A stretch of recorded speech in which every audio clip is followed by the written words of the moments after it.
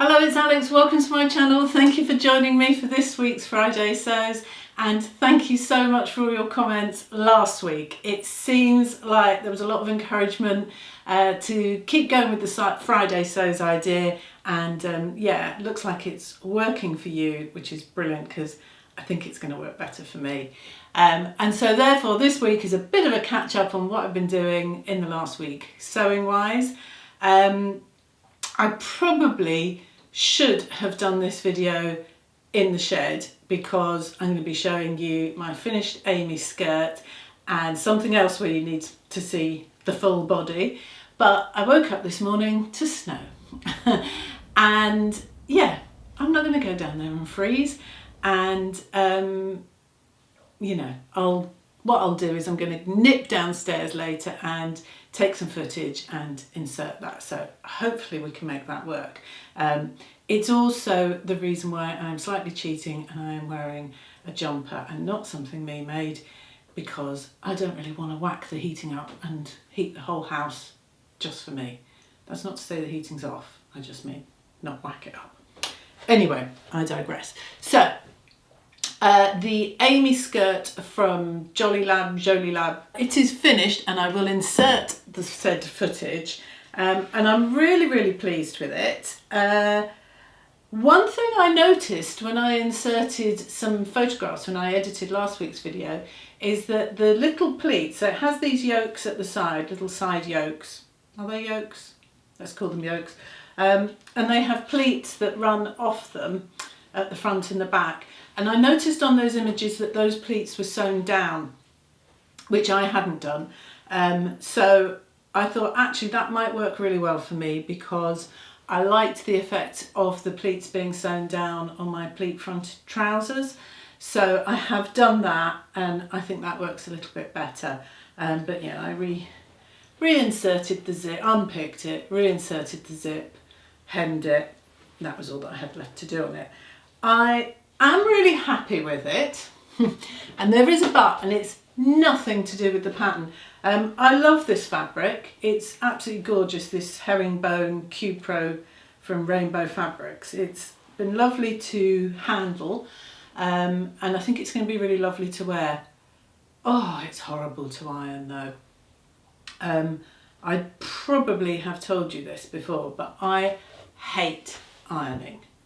By which I don't mean pressing for sewing, I mean domestic ironing. And years ago, when my children were still at school, and probably, I think it was even when they were in primary school, I used to do the ironing on a Sunday evening, and I was so grumpy by the end of it, the family staged an intervention and asked me to stop doing the ironing. So I learnt the art of miraculously removing a school shirt from the tumble dryer just in time so that you didn't need to iron it. That made a big difference. And I also found a really nice lady down the road that does ironing, and so we send things to her every now and then. But yeah, I loathe ironing. And this fabric, I think, I haven't yet worn this skirt to do anything other than try it on. But I think it's going to be one of those that crinkles and creases, you know, the minute you sit down, you know, there'll be lines all over it. And I think I'm going to find that really annoying. And it's also one of those fabrics that you get marks where you know, if you press a seam, I tend to do my ironing inside out when I'm forced to do it. But when you press a seam, you know, when you can get the seam allowances showing through. So while I was pressing this, I was having to do the trick, you know, where you put strips of paper underneath the seam allowance and then you press on top of it so that you don't get it coming through. But I know the amount of time it took me to press this just now, just did it this morning, and it's still really looking far from pristine. I've got a suspicion that I'm not going to end up wanting to wear it because I can't exactly ask the lady that does the ironing not to press the seams and to put paper underneath. That's not going to happen, and I can see me not wanting to do it myself. So it remains to be seen. I will report back. But anyway, Hopefully I'll overcome that somehow. But as a skirt, I really like it. It's I was going to say it's a funny length. It's not a funny length.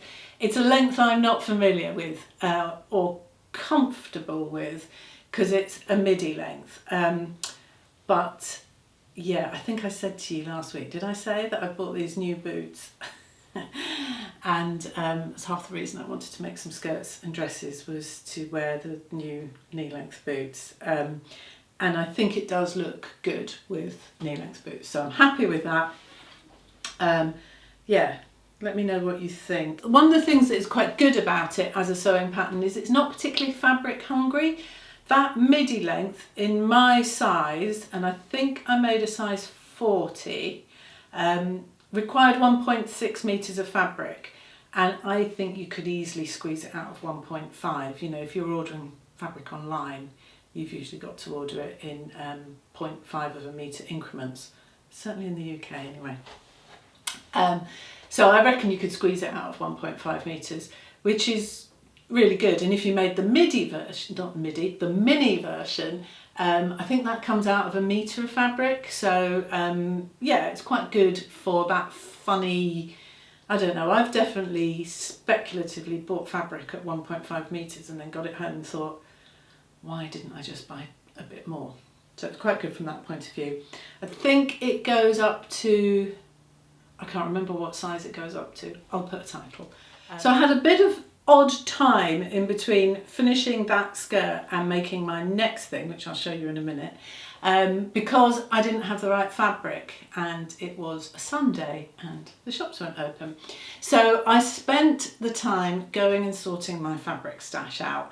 If you follow me on Instagram, you'll have seen a little while ago, I posted a picture of my dog Lola sitting by my ubiquitous IKEA, they're called Kallax, those squarey shelves that nearly everybody who's lucky enough to have a sewing space has. Looking very sad because, and I think I've said this in the past as well, where I have my fabric stash in those IKEA unit things, there is actually a bit of odd space behind it, about that much. And the dog loves, Lola absolutely loves to be covered. You know, if you give her a blanket, she manages to kind of turn it into a cocoon and go underneath it. She loves to kind of snuggle under things. And she worked out that she could bash her way through through my fabric at the bottom section of it, and that there was this gap at the back. And she kind of turned it into a little camp. So she'd pull the fabric through and made it into this lovely little camp for herself. And at first I was sympathetic, so ish. So after washing all the fabric and pulling it back out again, I left one of those squares free for her so she could get in and out. Not good enough. She then decided that she would go in one direction and come out of another. So she bashed her way through all that fabric, and it was all over the floor, covered in muddy dog footprints, and yeah. So this has been going on, this little warette between myself and the dog. I push it all back. I've tried pushing it, putting the fabric in so densely packed that I was thinking there's no way she'll be able to get through it. Sure enough, she could. At Christmas, my daughter came up with a brilliant plan and said, why don't you get those fabric baskets that IKEA do that fit in there? So I trolled off to IKEA to go and get them, only to find that they now do little doors. So David put the doors on for me. His first job was at IKEA when he left uni, so that man is very good with an IKEA flat pack.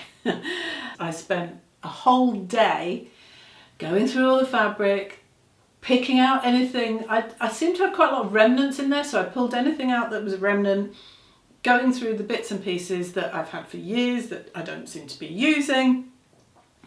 And I've now got a pile to take next time I go to a sewing meetup, and there's a swap table, and then everything is all back in there, and there's some degree of organisation now. The denim things are all in one place and the stretch things are all in another place, and that was really nice to do actually. And I would, if you have like me, got a bit of a stash of fabric, I would really recommend that you go through it every now and then, because there are things I forgot I had.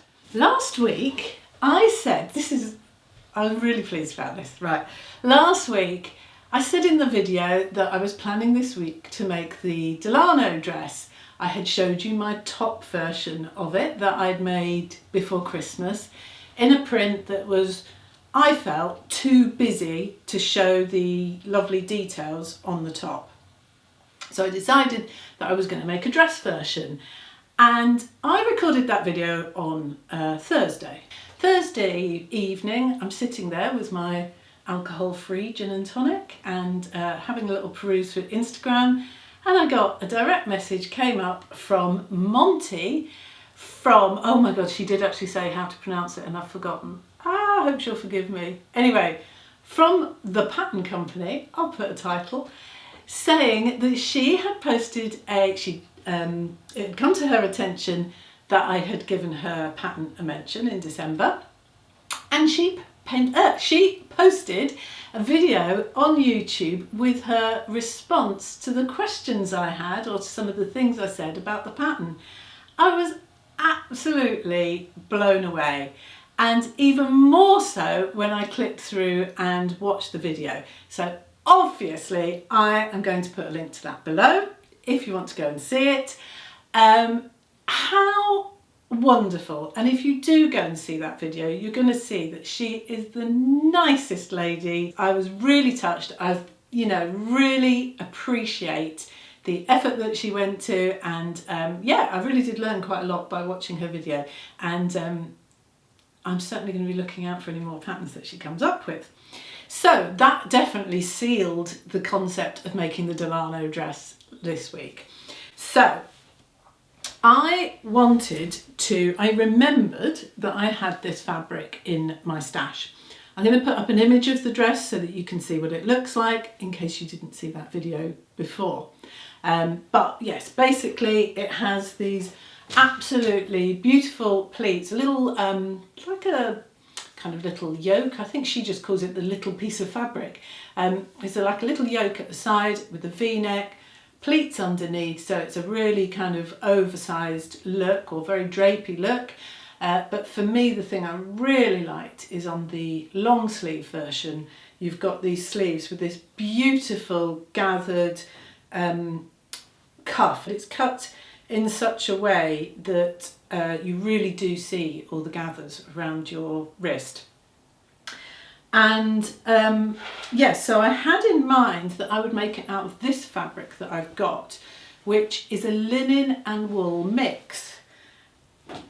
And I think originally I thought about maybe making a jacket out of it, but clearly I haven't done. And I thought that whilst it's not a massively drapey fabric, it would be great to wear at this time of year when you want something a little bit warmer. Obviously linen, as we know, softens up the more you wear it and the more it's washed. But I thought that because it does have quite a bit of structure to it, it would really emphasise the gathers around the wrist, around the sleeve. However, much to my disappointment, I didn't have enough of the fabric, which is really, really disappointing. So then I had a little look through my stash to see what else I had that would work, and I very, very nearly used this, which would have given a very different effect. And this is some kind of crepe, I think. Yeah, favourite colour. In green, and this is very, very drapey, and I think this wouldn't give, I think one of the things I like about this pattern is you can get two different effects on that sleeve depending on your fabric choice. This kind of drapey fabric is going to just give much more of a kind of loose floaty feel. I really came close to making out of this, and I seem to have plenty of it, but I stopped myself. And I don't know about anybody else, but do you ever sometimes find that you've made something out of a fabric just because you have the fabric and it would work, and you have to stop yourself and think, hold on, would I actually wear that? I just thought, I think that whilst that would give me a really lovely dress, it would be too dressy, and it would be a bit more like a sort of going out dress. And how often do I actually go out and do anything, you know, that needs a special dress? Very rarely. I really wanted something more for wearing at home and out and about during the day, and something a little bit more casual, and therefore something with a little bit more weight and that would feel a bit wintry. So this is where I A, had my weird bit of time because it was a Sunday, and B, then had to go and buy some fabric. So on Monday morning I dashed off to Leon's up the road, and I bought this. Here's a little offcut. This actually is the offcut I made from the length, because I wanted the shorter length version of this dress is mid-thigh, too short for me. So I think I added about 15 centimetres to the hem, and then once I made it, decided that was a bit too long, so that's the bit that I cut off. Okay, so here it is, but look, what I particularly like, maybe I'll get closer, I really like how that sleeve detail is enhanced, or kind of, what's the word I'm looking for? Let's go with enhanced, by the density of the fabric. And obviously if it was something drapey, it would give you a different finish. Still beautiful, but different finish. Anyway, I will have inserted the footage that I haven't yet taken, but I really, really like how it's come out. It's going to take me a little bit of getting used to with it being this length, but it does mean I will be wearing it with my knee-length boots. And really, really enjoyed making it. As I probably said when I first talked about it in December, the instructions, don't be put off by the fact that it's a French pattern company. The instructions are all in English, and at each stage through the instructions there is a linked timestamp to the tutorial, which is on YouTube. And whilst the tutorial is in French, it comes with English subtitles. That tapping, if you can hear it, is my central heating coming on. Old houses. Yeah, so it has proper English subtitles, not the ones where YouTube auto translates, which the translations are usually strange. They're proper English subtitles, so it's really, really, I'm not going to say easy, but it is, because I wouldn't say it was a beginner's pattern, but it is really good for anybody who's made a few kind of easier patterns and wants to do something a little bit more challenging. It would be really good. It's got everything you need there. The only thing that I did do is that in Monty's response to my video, she talked about the centre front seam. So I had said on that video that I was really struggling to pattern match that fabric, which was super drapey and had a really bold print on it, because there should be a centre front seam. And she said, well, you could just cut it on the fold. So just out of interest, I thought I'll do this one by cutting it on the fold. So therefore, eliminating that centre front seam line. You do need to remember that the pattern piece, of course, has that seam with that 1 centimetre seam allowance included. So you need to kind of either fold it away or position it over the fold of the fabric. So you can go either way. Obviously, cutting it on the fold is probably not as efficient in terms of fabric consumption. You'd probably be able to squeeze the patterns out of a lesser amount of fabric than if you were cutting both the front and the back on the fold. But I thought I would do it just out of interest, so that yeah, next time if I make one out of a printed fabric. But I am really, really pleased with it. It feels like a really nice wearable dress, and one that I would wear mooching around, because I'm always mooching, not really. But I would wear, you know, just day to day, but also, you know, if you were going out somewhere, it would work just as well. Sorry, I'm just looking for a hanger. So I'm really, really pleased with it. I would really recommend, if you're interested in this pattern, going and having a look at Monty's response as well, because yeah, what a nice lady. What a nice lady. Okay, so the other thing that I wanted to share with you this week is a new pattern release. And I don't think that's something I'll necessarily be doing every week, because there are so many patterns released and there are other people that do that much better than I can, like the fold line, for example. But a lot of us tend to kind of grumble a little bit about how there are so few original sewing patterns that get released, and we often feel that things are variations on a theme. And with that in mind, I thought that this new one from Pattern Fantastique, which I think is called the Harmonic dress, is something I haven't seen before. Actually, it's not a dress, it's a top and a skirt. They're talking about it having a very 70s vibe, and yeah, I can see that. I think when you look at the sample that she has made, it's very, very bold because it's in a kind of off-white and black, with the detail around the neck and that fantastic wavy detail around the hem. And, you know, I personally really, really like that. I like things that are quite bold.